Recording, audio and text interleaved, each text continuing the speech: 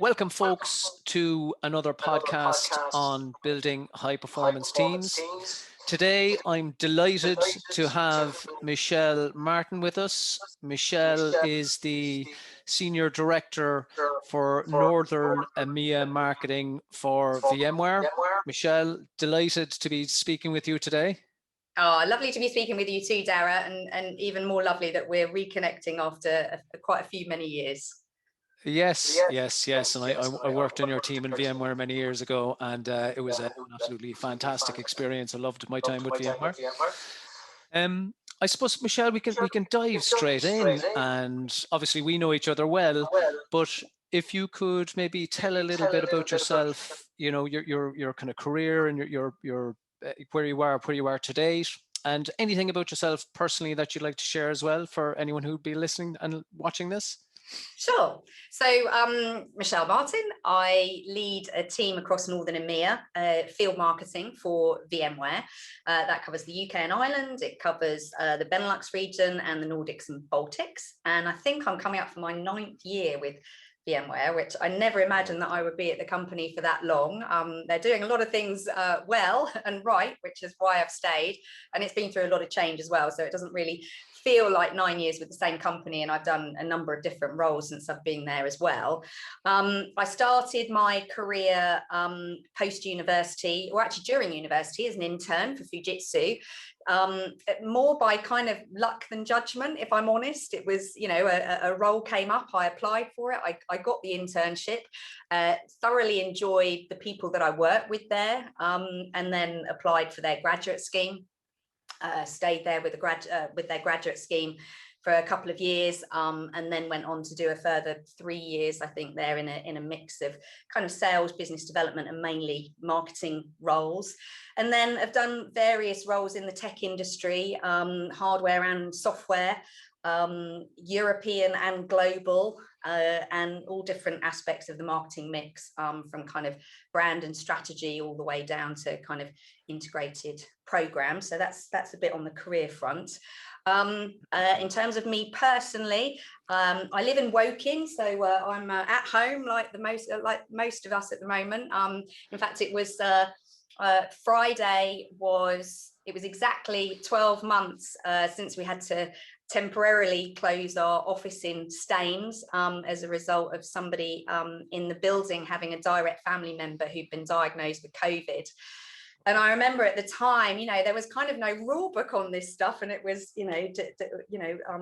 do we close or are we overreacting? And we took the decision to close the office, and a few people were like, oh, what is that? We're going a bit far here.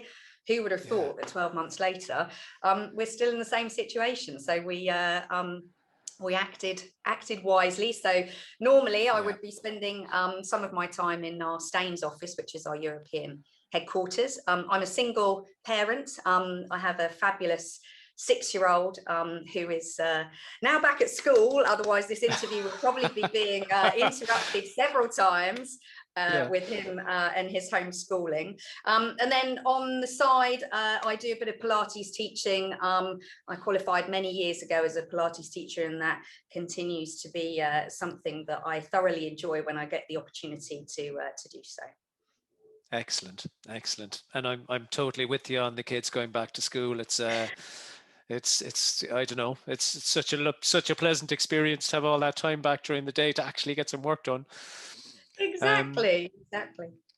Michelle, you've outlined there like a really strong career with both, at a global level and at an EMEA level. And of course, as we mentioned earlier, I know you from working in VMware, where I was part of your team and you were leading there, and you've led many different roles. Can you tell me a little bit about, what it means to you to be a leader? So I think my view on this has probably changed many times over the course of my career, and I think it's only experience of good and bad leaders that perhaps takes you on a path to a different conclusion than one I probably had at the beginning of my career.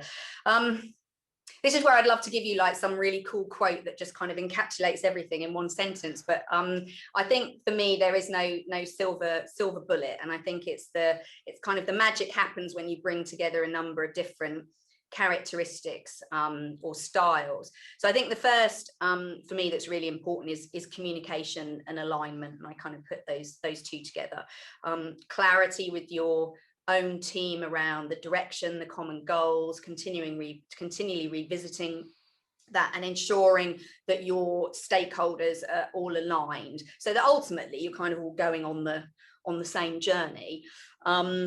I did actually see quite a lovely quote a couple of weeks back, actually, which was something around the shepherd leader, which I'd not heard before, which is this idea that you stay behind the flock, and the most nimble kind of make their way to the front, and the rest of the flock then kind of follow without perhaps realizing that you're just, you're kind of there in the back, just gently gently guiding, which I thought was quite a nice analogy. Yeah. I think the other is, and this has particularly come to the forefront over the last 12 months, is empathy in leadership. I've worked for some incredibly empathetic leaders, and I've worked for some very unempathetic leaders. And I think, particularly over the last 12 months, treating your team with care and consideration and making the time for that is perhaps even more important than the business type conversations, because if you don't have your people, then you have nothing. So I think kind of leading with authenticity and empathy is really important. And then I think the final one is just to acknowledge that we never stop learning. I don't have all the answers, I make mistakes probably on a daily basis, but it's kind of what we do as part of that journey, and embracing this idea of a growth mindset. We've done a lot of work at VMware with my team and the broader EMEA team around the whole concept of a growth mindset, and Carol Dweck's work there, and that we are continually learning. So I think it would be those aspects: the communication alignment, taking everybody on a kind of common journey, leading with empathy and authenticity, and never forgetting that we don't stop learning. That's excellent. And I love that analogy of the shepherd leader. I haven't heard it before, and it's just kind of makes. I think it was Nelson Mandela sense. Actually that the original quote came from, which I probably really haven't done it justice in the way that I articulated it, but Nelson would have done it a lot better, I think. No, I think it's that was really applicable. It certainly resonated with me. Other questions, and I know you touched on them there already. I was going to ask you about the kind of balance, and in fact, I'm going to ask anyway, but the balance of nature versus nurture. You mentioned Carol Dweck and the growth mindset, and I'm fascinated by kind of neuroplasticity and stuff. What's your view on the kind of, being born a leader as opposed to being, growing into a leader, I guess? Yeah, I mean, I'd find it difficult to come down on either side. I think it is definitely a combination of the two. And I think, particularly after having become a mother, you kind of find yourself in an environment where your children become a product of their environment. And I think it's the same in the workplace. So I think if the environment that you create as a leader will dictate the types of behaviors that you see across the organization.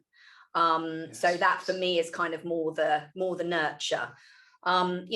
Equally, there is the whole aspect of kind of attitude that people bring to work. And, for me, I think that somebody's deep-seated kind of attitude, values, is incredibly powerful as well. But I think depending on the broader environment that you're in, sometimes those things have a tendency of getting suppressed, which is not what you want.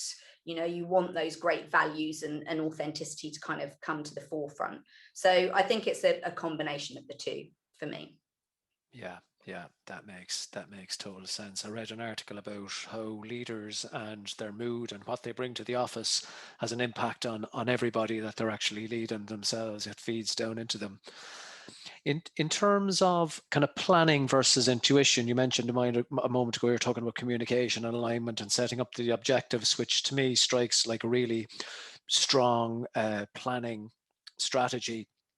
In terms of kind of planning versus intuition, where are you on that with regards to leadership?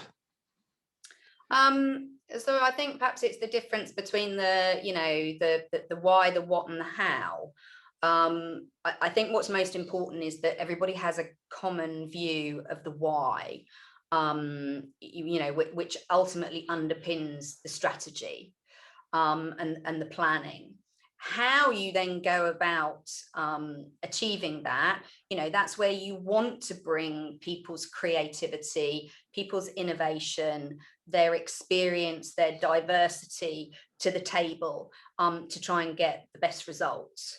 So, I think the most important thing in the planning and the strategy phase is to make sure everybody is clear on the why. Sometimes there's a tendency to go straight to the what. So the two need to go hand in hand. And then I think that the intuition, the gut feel, the innovation, the creativity, let your team spread their wings with that in the how. Yeah, that makes sense. That's there. I love those insights as well. In terms of the teams themselves, what do you see as the kind of characteristics for those high performance teams? I think a real game changer for me was when I discovered the work of Patrick Lencioni, and he wrote a book, The 5 Dysfunctions of a Team, which I'd never even heard of. It came on my radar probably 5 years ago, I would say. And he talks about the 5 aspects that ultimately lead to high performing teams. And I mean, I haven't become a huge fan of his work purely because I read the book. We did some very deep work around this, both on the management team that I sit on, and I've also then subsequently done it with my own team, around getting under the covers of what each of these levels really mean in the environment that you work for. And the founding level is trust. So if you don't have trust, everything else in your team falls over. And I think it's important to understand what he means when he talks about trust. He talks about vulnerability-based trust. So when there is a lack of trust, when there is an environment where people feel like they can't bring their true self to work, they can't really say what's on their mind, then the other aspects of the model are very difficult to attain. And it goes from trust up to healthy conflict. So if you've got strong levels of trust, you should be able to have healthy conflict. If you're not having debates, you're probably not operating as the most efficient, high-performing team. Debate is good. And from healthy conflict, you move to a state of commitment. And then from there, clear accountability. And then finally, the pinnacle is that you all align around collective results. So this idea of kind of, taking your hat off. I represent the region of Northern EMEA, but I also sit on the management team for EMEA Marketing. I have multiple hats I need to wear. And I think there is often a tendency that we go into scenarios with a very specific hat on. And, part of this is about, taking those hats off, looking as a team, what is your highest point of contribution? What is it that collectively you can all impact if you take yourselves away from your individual kind of silos?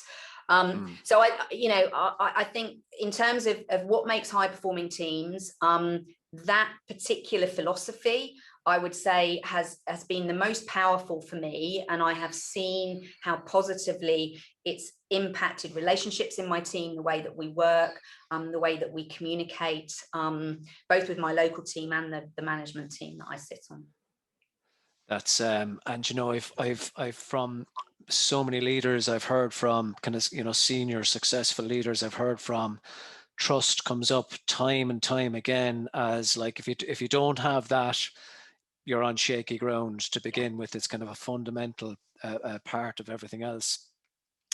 What do you see as the biggest challenges in kind of building that kind of high performance element in teams? Well, so I would have to go back to the trust piece, because I think, again, if you haven't cracked that, then it's very difficult to move on and make progress on the other areas around health. You're likely not to be having healthy conflict, for example. You're likely to have passive commitments. You're likely to have kind of agree and then don't commit, as opposed to disagree and commit. And the important point around the trust piece is, as I said before, it's vulnerability-based trust. And that means, as leaders, my personal view, is that, it goes back to that area of authentic leadership. It goes back to bringing your true self to work. It goes back to creating a safe place for discussion and debate, where everybody feels that they have a voice, to having building an inclusive environment, not just inviting somebody to the dance, but inviting them to dance. Right. Okay. And is that kind of done through? Is it done through frequent communication, or are there kind of specific ways that you help build up that kind of authentic, showing that you're authentic, and showing that building up that trust element? So, we have done some specific workshops on it, which helps because it gives you some structure and somebody to facilitate getting, we talk about getting comfortable with being uncomfortable. And it's been very helpful to have somebody kind of support us on that journey in some workshops that we've done. But outside of that, maybe one example I can share is, if I think about the 12 months that we've just had with pandemic, I have really struggled with trying to balance work and homeschooling. So I'm a single parent. I'm lucky enough that I have an au pair here to help with my son so that I can do the job that I do. Equally, she's 19 years old. She arrived from Switzerland in the middle of the pandemic. And she didn't realize that she was coming into an environment where she was going to have to be, in effect, a full-time home teacher. So, we tried to divide and conquer. And it was hard. Homeschooling, some of my history, Darragh, with some health things that have happened in the past with me. And, I can honestly say that trying to balance homeschooling and work tested me like nothing else in my life. Wow. I was saying to somebody only earlier this morning that actually, if you hadn't been through it yourself, if I hadn't been through it myself and I heard somebody saying what I've just said, I'd think, yeah, really? How hard could it be? It really did test me. And I was happy to share that with my team. I was very, very open and transparent with them around how I was coping and not coping. And that kind of, I think, then gave, that gives, in my view, permission to the team that, it's okay for them not to be okay as well. And I think what's been really lovely over the last 12 months is that, none of us have been on a real down all at the same time. And that's meant that kind of as we've ebbed and flowed over the last 12 months, we've kind of changed our position from needing to be supported to being supported. And we've done that, in a real team way, just to kind of be there for each other. So I think going back to, your original question, I think it's about, just not being afraid to kind of show that you're infallible. I don't have all the answers. I didn't know what the perfect way to balance all of this was. I had to make some difficult choices. I couldn't continue and expect that I was going to get the same outcome with work and the same outcome with my son. Things had to change.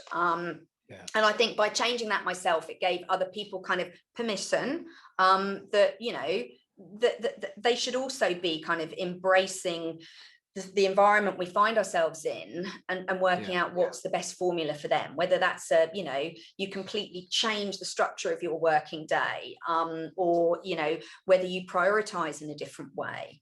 But that's been part of the journey for us, is for me having to show that I am, I'm fallible, I'm human, I have flaws, I make mistakes. Yeah, that's, it's just listening to you there, Michelle. I have to say that I totally resonated with me straight away. You're talking about challenges with homeschooling and working, and like, I think any parent watching this will absolutely agree that it's been such a challenge. But hearing you say it almost I guess when you have leaders in mind, you to some extent, maybe it's a legacy view of leadership, you do see them as infallible people who, they just overcome challenges with ease.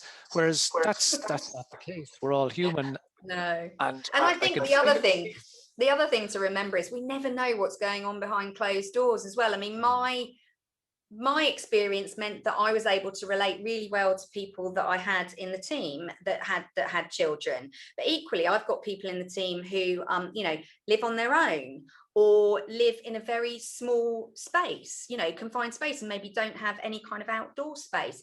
And so, I think that there's also kind of this thing in the back of my mind, just, never assume. Everybody's potentially fighting their own battle on some front. And it's very easy for us to make assumptions based on what we see on the surface when we don't necessarily know what's going on in the background. And if you create that culture of trust, people will want to open up to you about that. Yeah, that's you explained that really, really well. That makes total sense. Do you think, Michelle, that the fundamentals of leadership are changing in this kind of this new world, this remote era that we're now very, very firmly in? Do we need to rethink how we kind of manage teams? Is it the same fundamentals applied in a different way? What has been kind of your experience even in the last 12 months, and any shift in that area? Yeah, so I think, one thing's for sure, remote working is here to stay. I think flexible working will become the new norm, and it will be more unusual for people to be based full time in an office. That said, I think we're all craving a level of social contact. So I think there will still be those opportunities for how we get together face to face in order to network, build relationships, collaborate, etc. I guess in terms of the environment kind of becoming standardized, I think there's kind of two things. There's there's the magic that goes on in the background that means that, when you switch your laptop on, you're at work. So, that you can work from anywhere, that you can work anytime from any device, securely with any application from any cloud. So, I think, and obviously at VMware, we're lucky enough that is absolutely the core of what we do. And we've been helping organizations with over the last 12 months, whether that's, in healthcare, or whether it's more mainstream commercial organizations. So that's going to be critical going forwards, that companies have not pivoted for a pandemic, but they have pivoted for a fundamental change in working practices long term, and that they have the scale, and that they have the security that's needed for that to operate effectively. And then I think the second thing is kind of, once you're at work, is the tools that we use to get the most out of our talent, to make sure everybody has the opportunity to give their highest level of contribution. And, for me personally, I'm going to say, look, I don't think we've kind of cracked that yet. I mean, there are certainly things that we've put in place that I wouldn't have considered previously, but probably should have, even if we were in more of a face-to-face kind of environment. So we get together as a team every couple of weeks, and we do what we call a tea and togetherness. that is absolutely non-work related. We had one this morning to kick off the day, and it was a movie masters quiz. And it was brilliant. You know, it was a Kahoot quiz, you know, and we all went down memory lane with loads of video clips and stuff around kind of top ranking movies that, you know, kind of movies have a tendency to kind of stir up emotion around how old you were at that time, what circumstances you were in. And it was, you know, and they say like a change is as good as a rest. So we had half an hour, nothing to do with work. And, you know, that was the focus. I also do something called a roast and toast with my team. I've heard somebody else refer to this as, have you got beef? I wasn't sure that would translate terribly well for my Benelux and Nordic colleagues, but I quite like the idea of it. But the idea is that we go into small little huddles on a breakout room in Zoom, the first 5 minutes of my management meeting every week. And you're allowed to celebrate one thing. So that could be something about yourself. It could be, you know, a shout out that you want to give to something else, but something positive. And then you get something kind of negative off your chest. And in doing that, it's not for anybody to fix. You know, it's kind of like more like group therapy, you know, like it's an outlet just to vent some frustration and just to know that somebody else is listening and perhaps appreciates that there was something a little bit crappy that happened, you know, earlier that day or that week. So those kind of, you know, those opportunities around how you stay connected, you know, we're going to have to continue to rethink kind of how do we do that for that to be most effective. Collaboration tools. So, you know, we use a tool called Miro, which I think is just amazing, you know, that you can kind of all go on this, you know, like virtual whiteboard and, you know, put virtual stickies up and, you know, and create visions around, you know, whether that's strategic planning, whether it's, you know, contributions to an event calendar, whatever, anything that you need to collaborate on, there are ways and templates that you can do it there. So, you know, I think those kind of tools are going to just become commonplace. And I think the final point is that I think the last 12 months has ended up in a very beautiful way being a good leveler. You know, you kind of, I think we in the UK perhaps don't realize how much it can become a little bit of a clique, that we, you know, there's a higher volume of people together in the UK, and then you've got, you know, teams remotely in other parts of Europe. We're all on a level playing field here. You know, there are no separate coffee conversations. You know, if we're having coffee conversations, it's, you know, it's happening over Zoom. So I love the fact that as a team, we're kind of operating on a more level playing field, which I think has allowed, what I've seen, particularly over the last 6 months, is that I feel like the conversations we're having are more inclusive now. The people that perhaps might not have leaned in quite so much to contribute are doing more of that, feel like they have more of a voice than perhaps they might have done when we were in more of that face-to-face world. And what's going to be really important is that we don't lose that when the world starts to open up again, we don't return back to creating, not in any conscious way, but almost a kind of two-tiered system. That's like, it's actually fascinating to listen to you, because it sounds like there's actually so much we've learned from the last 12 months that we should keep, because it's got great value. And I don't think anyone would argue with the point that like remote work is here to stay. I think we've all experienced the massive benefits from it. Just listening to you as well there, you know, I really feel that engagement with the team and the trust element and the kind of sense of taking care of your people is really coming to the front there as well. I think the other thing actually, Dara, is that is perhaps if I think about outside of the team I've got, is bringing new talent into the organization. Suddenly your talent pool is just enormous. You know, suddenly there are opportunities open to individuals and opportunities, you know, open to us where we can bring a much broader, much more diverse talent pool into the organization, because we are not restricting ourselves. Okay, it may be a requirement for certain roles, but on the whole, we're not restricting ourselves to a very specific physical location. Yeah, yeah, yeah, great. Significant opportunities. I mean, I guess once you're on, probably being on the same timeline helps a little bit, but I've heard other people talk about, you know, if you're looking for someone to work in Cork, they don't have to they don't have to be in Cork or Ireland. You know, they can be in the UK or anywhere in EMEA and possibly further afield.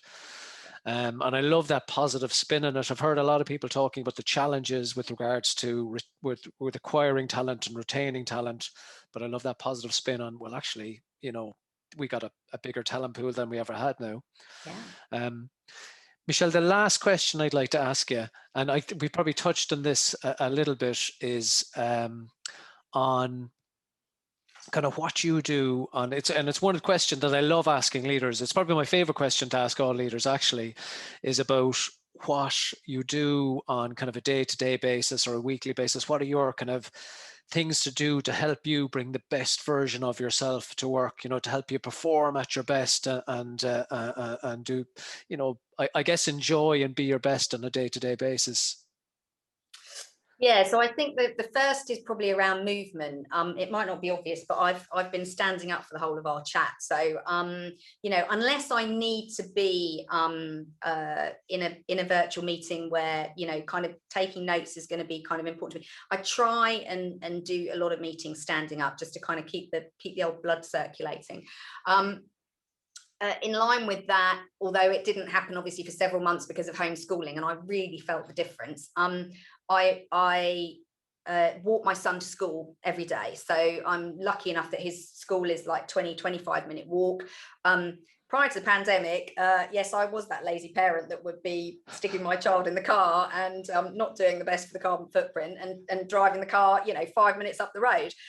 We found a little back road, and that's, you know, for all sorts of reasons, I love that is the start of my day. So, you know, unless it's literally, you know, hailing down with rain, we will walk. So we get fresh air. And I get some just real quality one-on-one time.